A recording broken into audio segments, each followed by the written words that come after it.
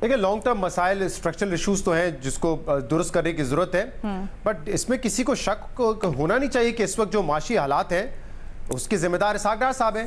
1 نہیں 2 نہیں 3 نہیں 7 ماہ ہو چکے ہیں ان کو آئے ہوئے، اور 7 ماہ ہو چکے ہیں یہ بتاتے ہوئے کہ آئی ایم ایف کا 9th ریویو اب ہو جائے گا، اب ہمیں جو ہے دوست ممالک سے شورٹی مل جائے گی، آئی ایم ایف پلان بحال ہو جائے گا. 7 months is a very long time. میرے خیال سے آج تک تاریخ میں نہیں دیکھا گیا ہے کہ اتنی لمبی نیگوسیشنز ہوئی ہوں. ہو سکتا ہے آئی ایم ایف کا رویہ سخت ہو، لیکن اس کی وجہ ہے، اس کی وجہ یہ ریاست کے طور پہ ہم نے ان کا ٹرسٹ جو ہے وہ توڑا ہے. پہلے پی ٹی آئی کی حکومت نے توڑا، پھر مفتاح اسماعیل صاحب نے جب آئے تو شہباز شریف صاحب نے بڑی تاخیر کر دی فیصلوں کرنے میں. جب بحال ہو گیا آئی ایم ایف پروگرام تو اکتوبر میں آ کے ڈار صاحب نے کہا نہیں ڈالر تو 200 روپے سے نیچے جائے گا. اب جب اس چیز کو وہ لے کے بیٹھے تو اس نے تو معیشت کو پورا ہی بٹھا دیا ہے نا. نہ آئی ایم ایف پروگرام کر رہا ہے، نہ دوست ممالک کو اس وقت اتنا اعتماد ہے کہ وہ پاکستان کو پیسے دیں، کیونکہ سب کو یہی نظر آ رہا ہے یہ الیکشن کا سال ہے. تو جو ایک نعرہ لگایا تھا انہوں نے، ہم سیاست نہیں ریاست بچانے آئے ہیں، معذرت کے ساتھ وہ ریاست تو ٹھیک ٹھاک طریقے سے کوئی خاص نہیں بچا سکے، ابھی بھی ڈیفالٹ کے خطرات جو ہے منڈلا رہے ہیں اگر آئی ایم ایف نہیں ہوتا، اور اب اپنی سیاست کو بھی انہوں نے کافی حد تک جو ہے نقصان پہنچا چکے ہیں. اور اب جو ہونے والا ہے علینا، اس سے تو جتنا خطرہ پاکستان کو ہے اللہ ہی ہمیں بچائے اور اللہ ہی عقل دے ہمارے حکمرانوں کو، کیونکہ جس قسم کی باتیں سننے میں آ رہی ہیں بجٹ کے حوالے سے کہ 100 روپے جو ہے، یہ کل ایک ٹی وی چینل نے رپورٹ کیا ہے، اوبویسلی گورنمنٹ اس پہ آ کے اپنا یا تو ریبٹل دے دے اگر غلط ہے، کہ 100 روپے ہم پیٹرول کی قیمت کم کر دیں گے بجٹ کے بعد، جو تنخواہیں ہیں سرکاری ملازمین کی 50% بڑھا دیں گے، جو پینشن ہے اس کو 30% بڑھا دیں گے. ارے بھائی کیسے بڑھا دیں گے؟ آئی ایم ایف کہہ رہا ہے کہ ہم ایک ایک چیز پہ دیکھیں گے کہ آپ کا بجٹ کیا ہے، آپ کس کو سبسڈی دینے جا رہے ہیں، کہاں پہ آپ اخراجات بڑھانے جا رہے ہیں.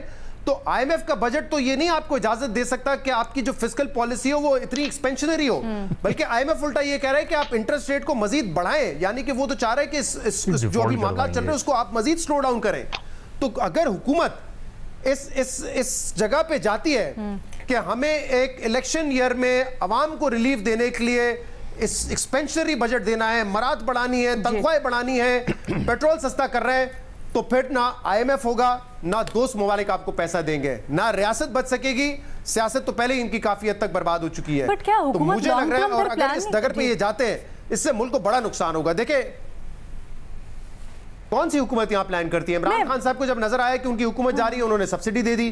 جب اس حکومت کو نظر آئے گا کہ یہ الیکشن کا سال ہے، ہم نے کچھ نہ کچھ کرنا ہے، اور یہ بات ان کو معلوم ہونی چاہیے، بڑے سیاسی طور پہ تجربہ کار لوگ ہیں، کہ اگر اس طرح کی لالی پاپ دینے سے کوئی فائدہ نہیں ہونا ہے، کیونکہ ہر کسی کو یہ پتا ہے کہ جس کی بھی حکومت آ جائے گی اکتوبر میں اس کو دوبارہ ایک بجٹ دینا پڑے گا. شہزاد ایک چیز ضرور مجھے بتائیے گا، بلکہ تھوڑا سا لے مین ٹرمز میں ہمیں سمجھائیے گا، کیونکہ ٹیکنیکل بات تو یہ ہے کہ اس مہینے ہم نے دیکھا کہ تھوڑا سا ہمیں ریلیف ملا جو ہمارا کرنٹ ڈیفیسٹ ہے اس میں، کیونکہ ہماری امپورٹس انتہائی کم ہو گئی، اس لیے 2 ارب کا وہ ہمیں کوشن مل گیا. جو بڑی پیمنٹس تھیں وہ چلیں ہم آگے کے سال کے لیے اینٹیسپیٹ کر لیتے ہیں کہ رول اوور ہو بھی جائیں، بٹ اپریل 2024 میں ہماری ایک بہت بڑی پیمنٹ ہے جس کے اوپر ہم نے دیکھنا ہے کہ وہ کس طرح سے ہوگی، کیا ہوگی.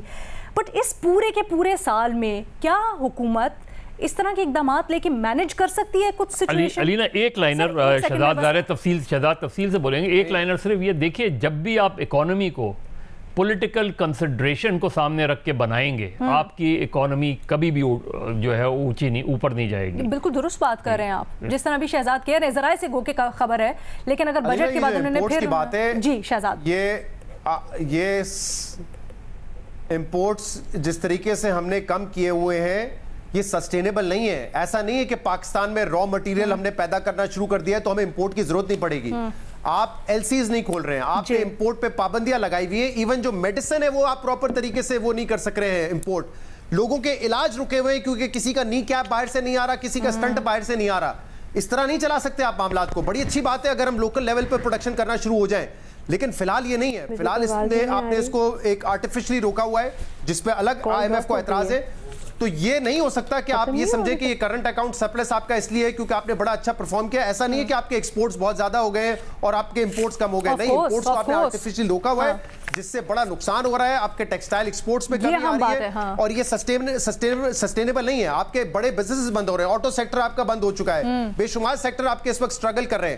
میسیو ان امپلائمنٹ ہونے والی ہے، قیمتیں بڑھیں گی اگر یہاں پہ شارٹیج ہو جائے گی. اس طرح تو نہیں چل سکتا معاملہ. تو میرے خیال سے اب فی الحال پوری کوشش یہی ہونی چاہیے کہ آئی ایم ایف کا پروگرام بحال ہو. پتہ نہیں اسحاق ڈار صاحب اب یہ کر بھی سکتے ہیں نہیں کر سکتے، جتنا اعتماد کا فقدان ہو چکا ہے آئی ایم ایف کے ساتھ. لیکن کسی بھی صورت میں کوئی ایسا بجٹ دیا گیا जिससे वो अपनी सियासत बचाने की कोशिश करें, तो उससे रियासत को बहुत ज्यादा नुकसान होने वाला है। यानी आप ये एंटिसिपेट कर रहे हैं कि जून से पहले, क्योंकि 10 जून बताई जा रही है तारीख ना ज़राए के मुताबिक, तो उससे पहले तो किसी तरह से IMF नहीं, और उसके बाद रिव्यू होगा और फिर देखेंगे, तो जून मिड तक ये कहानी जा रही है IMF वाली। जी, इससे पहले तो नहीं हो सकता मेरे ख्याल से। 10 मई को बोर्ड मीटिंग है, लेकिन स्टाफ लेवल एग्रीमेंट ही नहीं हुआ है, तो वहां से तो हमें कोई उम्मीद नहीं है पैसे मिलने की। लेकिन आप ये सुने, और ये मैं क्यों कह रहा हूं, ख्वाजा आसिफ साहब हो, नवाज शरीफ साहब हो, कह चुके हैं कि बजट में हमें आवाम को रिलीफ देना है। बड़ी अच्छी बात है, सुनने के लिए आवाम को रिलीफ मिलना चाहिए, लेकिन हालात ऐसे नहीं है कि आप कोई एक इलेक्शन बजट देके आवाम को रिलीफ देने की कोशिश करें, ना रिलीफ मिलेगा, उल्टा नुकसान ही होगा उससे।